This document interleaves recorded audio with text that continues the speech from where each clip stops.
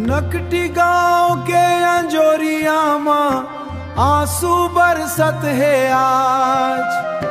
गरीब मन के सपना टूटीस, उजड़ गे घर दुआर।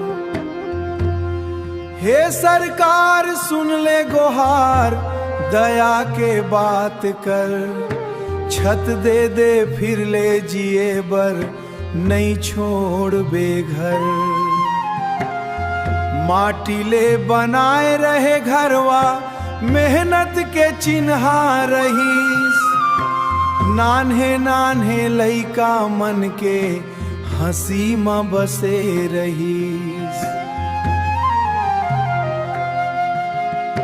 बुलडोजर के गर्जन सुन के कांप गे सब परिवार। रोवत दाई रोवत दादा, पूछत अपन अधिकार। नकटी गांव के अंजोरिया माँ आंसू बरसत है आज। गरीब मन के सपना टूटीस, उजड़ गे घर दुआर।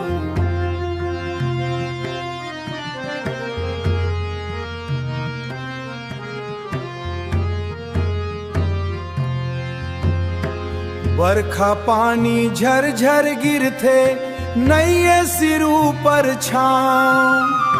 का कसूर रहीस गरीब मन के, पूछत है सब गाँव। दया न्याय सहारा देवो, एही हमर पुकार। मिलजुल के बन जावे फिर ले, खुशहाल घर दुआर। दुख के रतिहा बीत जाही, फेर बिहान होही। गरीब मन के आँख में एक दिन, मुस्कान फिर खोही। मोर गीत के बसे संदेश, मानवता ला मान। सबके जिए के हक मिले, खुश रहे हमर गाँव।